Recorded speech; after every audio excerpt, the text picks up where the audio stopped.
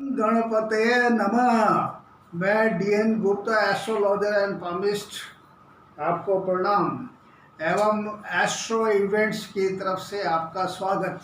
सबसे पहले मैं उन 20 शहीदों को श्रद्धांजलि समर्पित करूंगा जिन्होंने लद्दाख पे इस देश के लिए वीरतापूर्वक लड़ते हुए शहीद हुए, अपने परिवार को और अपने सब कुछ को छोड़ करके वो देश के लिए शहीद हुए।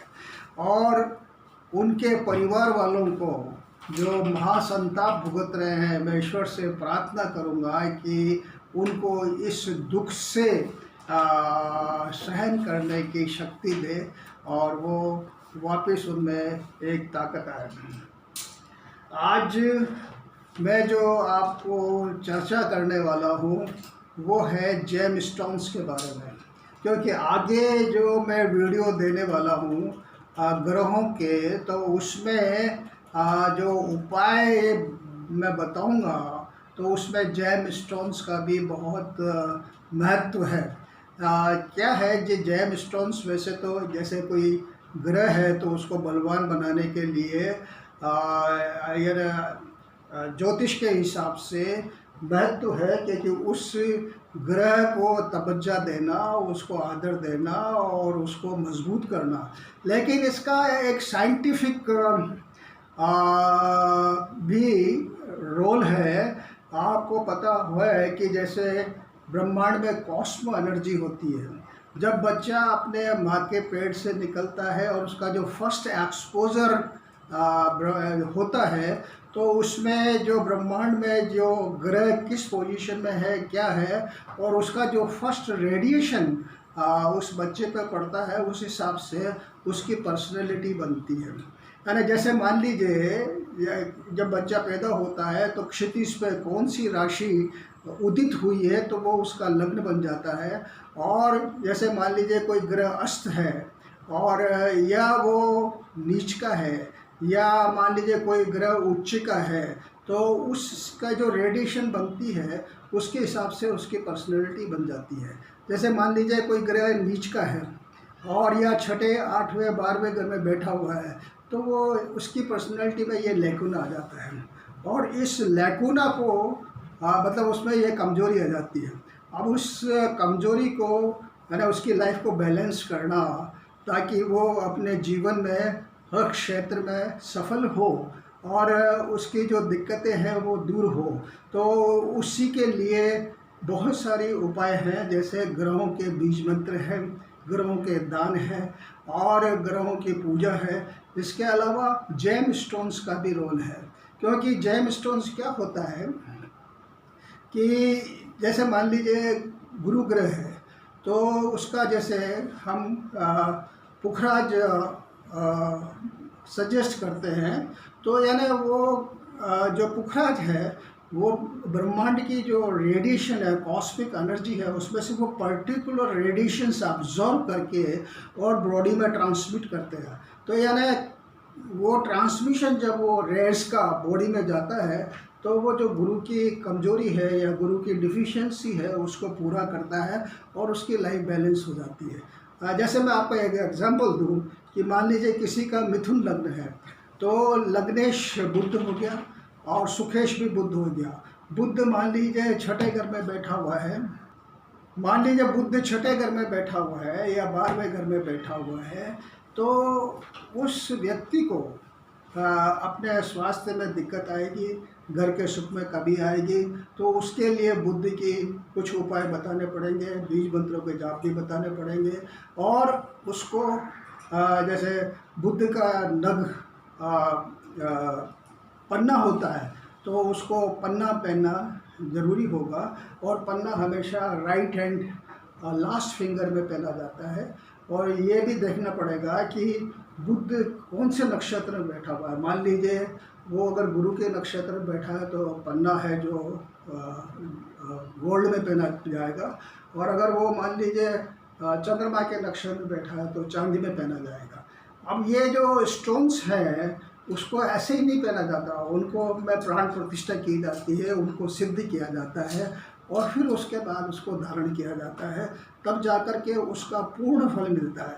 जैसे मान लीजिए आप जैसे मिथुन लग्न है और मैंने बुध का बताया, और मान लीजिए उसका गुरु 8वें घर में बैठा हुआ है, तो 8वें घर में मकर राशि का नीच का हो गया, तो यानी उस गुरु की कमजोरी की वजह से उसको अपने व्यापार में भी दिक्कत आएगी, पिता के सुख में भी दिक्कत आएगी, और धंधे में भी दिक्कत आएगी। अगर वो मान लो कहीं नौकरी कर रहा है तो वहाँ पे भी दिक्कत आएगी। इसी तरह गुरु जो धनु राशि सप्तम भाव में बैठी हुई है, तो उसको अपने पत्नी से रिलेशनशिप में भी दिक्कत आएगी, तो उसको पुखराज पहनाया जाएगा। और पुखराज हमेशा गोल्ड में पहनाया जाता है, क्योंकि और चांदी इसके शत्रु है, तो पुखराज हमेशा राइट एंड इंडेक्स फिंगर में पहनाया जाता है, यानी अंगूठे के बराबर वाली इस अंगुली में। अब मैंने आपको बताया कि नग ऐसे ही नहीं पहन लेना चाहिए, उनको सिद्ध करना चाहिए। तो उनमें प्राण प्रतिष्ठा और सिद्ध करने का तरीका मैं आपको समझाता हूँ। जैसे मान लीजिए आपको पुखराज किसी ज्योतिष ने एडवाइस किया, तो आपको ये देखना पड़ेगा कि क्योंकि पुखराज हमेशा गुरुवार को पहना जाता है। अब वो गुरुवार को शुभ का चौघड़िया कब है, लाभ का चौघड़िया कब है, अमृत का चौघड़िया कब है, ये देख करके आपको उस चौघड़िए में पुखराज को सोने की अंगूठी में, या तो आप सोने की अंगूठी में इस अंगुली में पहने, या उसको पेंडेंट बना करके गले में पहने। तो उसको सिद्ध करने का तरीका ये है, जब अंगूठी बन जाए तो आपको शुभ के चौघड़िए में या लाभ के चौघड़िए में या अमृत के चौघड़िए में आप लकड़ी के पट्टे पे पीला कपड़ा बिछाइए, और उस अंगूठी को पहले जल से धोइए, कच्चे दूध से धोइए, और फिर गंगा जल से धोइए, और उसको आप उस पे पीले कपड़े में, जो पट्टे में पीला कपड़ा बिछाया उस पर आप उसको रख दीजिए। और आप या तो ईशान कोण की तरफ मुँह करके बैठिए या पूर्व दिशा की तरफ मुँह करके बैठिए।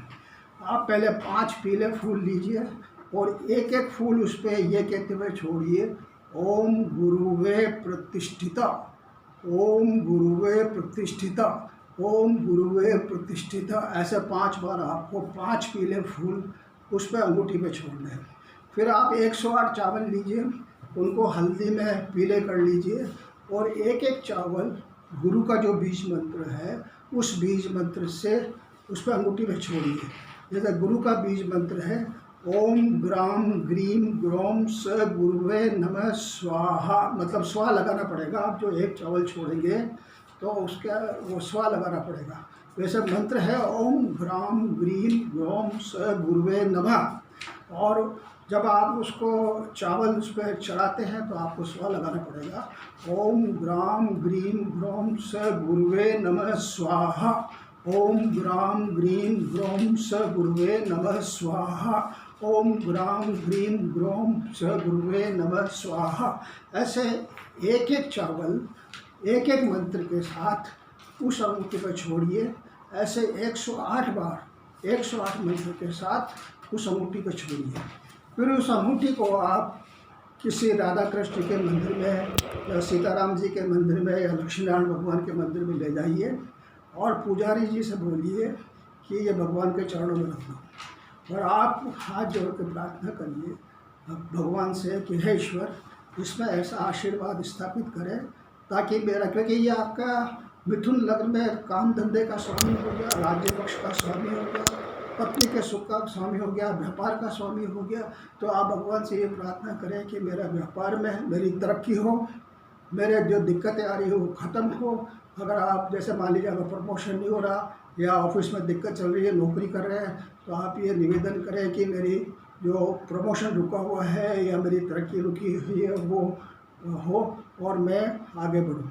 ऐसा बोल करके फिर उसको आप इस अंगुली में आप वहाँ मंदिर में धारण करिए। धारण करके भगवान को मत्था टेकिए, और घर पे आके अगर आपके माता पिता आपके साथ हैं तो उनके चरण छू के आशीर्वाद लीजिए। इसी तरह हर नग को सिद्ध किया जाता है और उसको पहना जाता है। तो मैं आपको जो आगे बहुत सारे जो ऐसे वीडियो देने वाला हूँ जहाँ पे ग्रहों की शक्ति बढ़ाने के लिए, जो ग्रह आपको ट्रबलसम हैं उनको ठीक करने के लिए, उनको प्रोडक्टिव बनाने के लिए, वो आपको पूर्ण फ़ायदा दे, उसके लिए मैं आपको मंत्र और ये कुछ चीज़ें दान करना और उसके अलावा नग मैं आपको यानी stones, I will suggest you certain stones for particular type of horoscope after analysing entire horoscope. Some time क्या होता है कि जैसे मान लीजिए गुरु की मैंने बात करी, अब गुरु स्वराशि का भी हो, उच्च का भी हो, लेकिन अगर वो शत्रु नक्षत्र में बैठा हुआ है या आपने जिस भाव का स्वामी उससे षडाशक योग बना रहा है या अष्टम भाव में बैठा हुआ है, तो वो नेगेटिव रिजल्ट देता है। और उसको मजबूत करने के लिए, उसकी शक्ति बढ़ाने के लिए भी पुखराज पहनाया जाता है। दूसरी चीज़ ये है कि कुछ जैसे मान लीजिए एक जनरल एस्ट्रोलॉजर क्या करते हैं कि जिसकी महादशा चल रही है उसका स्टोन्स पहना देते हैं। जैसे मान लीजिए किसी का तुला लग्न है, अब तुला लग्न के लिए है जो तीसरे घर में धनु राशि बैठी हुई है और छठे घर में मीन राशि बैठी हुई है, तो यानी ये तीसरा घर और छठा घर अच्छा नहीं होता। और गुरु की महादशा है तो नॉर्मली क्या है कि लोग पुखराज पहना देते हैं, लेकिन वहाँ पे पुखराज नुकसान देगा क्योंकि वो तीसरे घर को और छठे घर का स्वामी है, इसलिए फ़ायदा देने के बजाय नुकसान देगा। तो ऐसी तरह जो मार्ग स्थान होता है, कहने का तात्पर्य ये है कि जैसे तीसरे घर का, छठे घर का, आठवें घर का, 12वें घर का स्थान का स्वामी की अगर दशा महादशा चल रही हो तो आदमी को स्टोन नहीं पहनना चाहिए। जैसे मैंने बताया तुला लग्न में तीसरे और छठे घर का स्वामी गुरु है और अगर गुरु की महादशा चल रही है तो आपने अगर पुखराज पहन लिया तो वो और नुकसान देगा।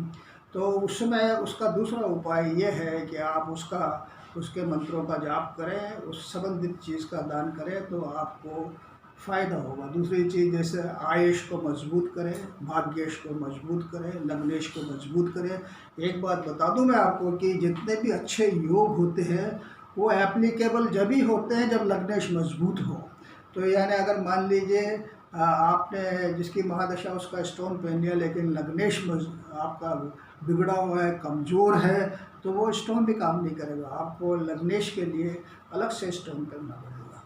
तो आगे आने वाले वीडियोस में मैं आपको इसका स्टोन्स का एप्लीकेशंस बताऊंगा और वो आपको फ़ायदा देगा। मैं आपको जैसे मान लीजिए मेरे पास कोई जन्म पत्री आती है तो उसका पूरा एनालिसिस करके और यहाँ तक कि जो ग्रह है उसके केपी पद्धति के हिसाब से कौन से नक्षत्र में बैठा हुआ, अगर शत्रु नक्षत्र में बैठा हुआ है या मित्र नक्षत्र में बैठा हुआ है, ये सब चीज़ें देखनी पड़ती है और तब जाकर के नग यानी स्टोन इज़ बीइंग सजेस्टेड।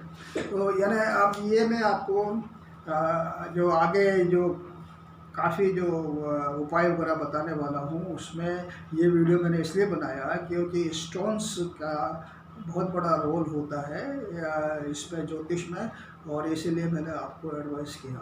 अगर आपको मैं आपसे रिक्वेस्ट करूंगा कि मेरे इस वीडियो को सब्सक्राइब करें और बराबर वाले बेल का बटन दबाएं ताकि आगे आने वाले वीडियो आप सुन सकें। और अगर आपको अच्छा लगा तो लाइक करें, शेयर करें। और मैं आपसे फिर निवेदन करूंगा कि हमें हमारे देश को, भारत को 1 नंबर पे पहुंचाना है और इसके लिए हम सबको जुट करके इस देश को आगे ले जाना है। जय भारत, जय Hind. Thank you very much for participating with me. Wish you very, very, very prosperity life. Thank you.